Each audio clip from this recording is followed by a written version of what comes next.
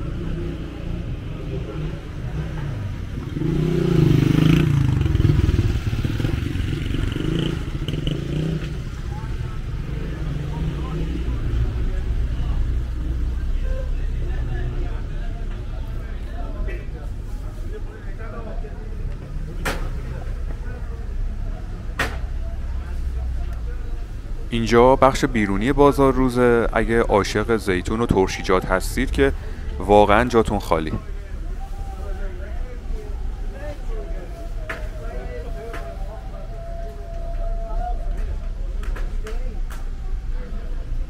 ما قبلا از شهر چالوس یه ویدئویی توی کانال گذاشتیم و راجع به شهر چالوس توضیح دادیم که اگه ندیدید لینکش رو تو قسمت دیسکریپشن میذارم که دوست داشتین ببینید.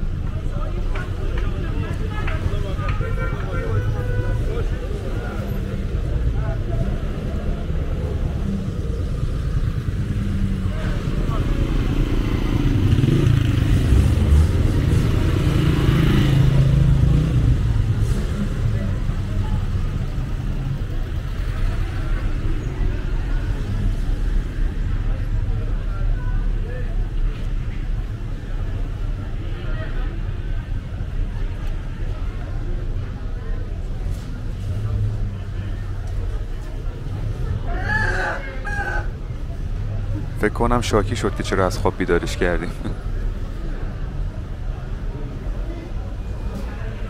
اینجا یکی از ورودی‌های بازار روز چالوسه که میرسه دقیقاً به قسمت بازار ماهی فروشا.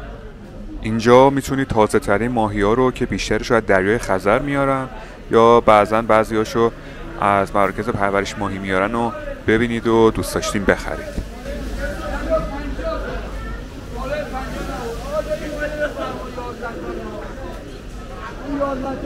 بذار اونجا، بذار سر جاش.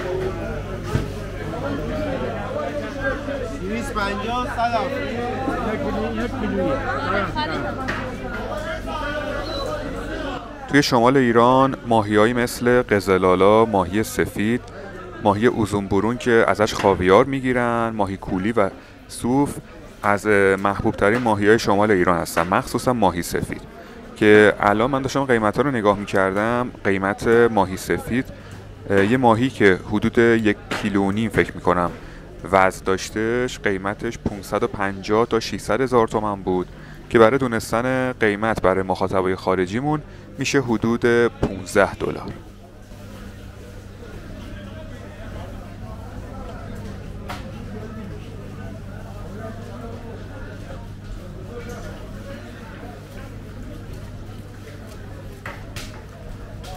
از اینجا میرسیم به بخش میوه و سبزیجات بازار چالوس. کلا بازار چالوس یکی از مکانهای اصلی خرید روزانه خود مردم چالوسه و هر مسافری هم که به این شهر میاد دوست داره که یه پیاده روی تو این بازار داشته باشه، چون هم میتونه تازه ترین ماهی ها و میوه ها رو اینجا پیدا کنه و همین که انقدر حس خوبی به آدم میده پیاده روی تو اینجا که به نظرم آدم خیلی انرژی میگیره.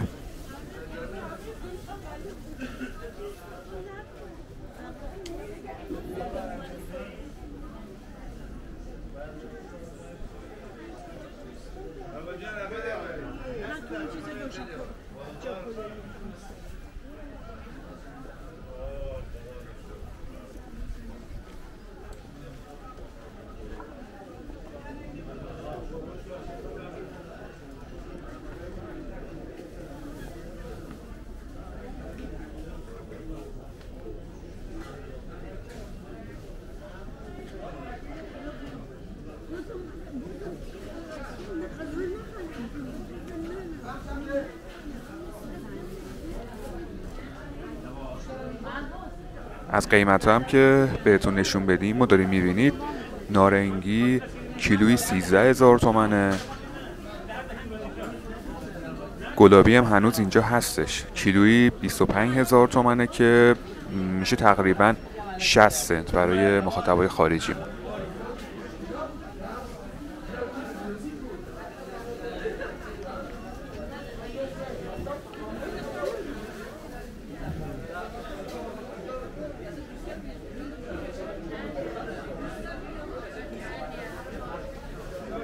دسترسی به بازار چالوس هم خیلی راحته. شما میتونید وقتی به شهر چالوس رسیدید از پل اصلی رد بشین و به اولین میدون که میرسید دست راست قسمت ورودی بازار چالوسه و اگر از هر کسی هم سوال کنید اینجا رو بهتون نشون میدن.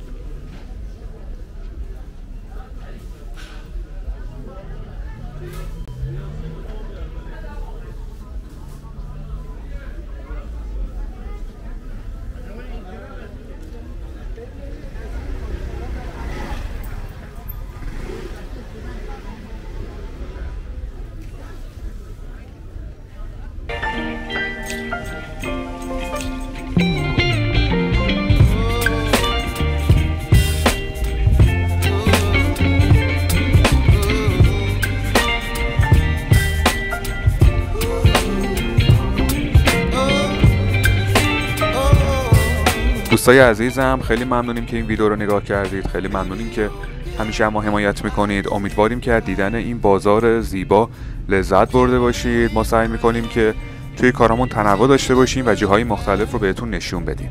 مثل همیشه نظرتون رو لطف کنید به ما تو قسمت کامنت ها بدین. براتون آرزوی شادی و موفقیت داریم. مثل همیشه مواظب خودتون باشین. تا ویدیو بعدی، خداحافظ.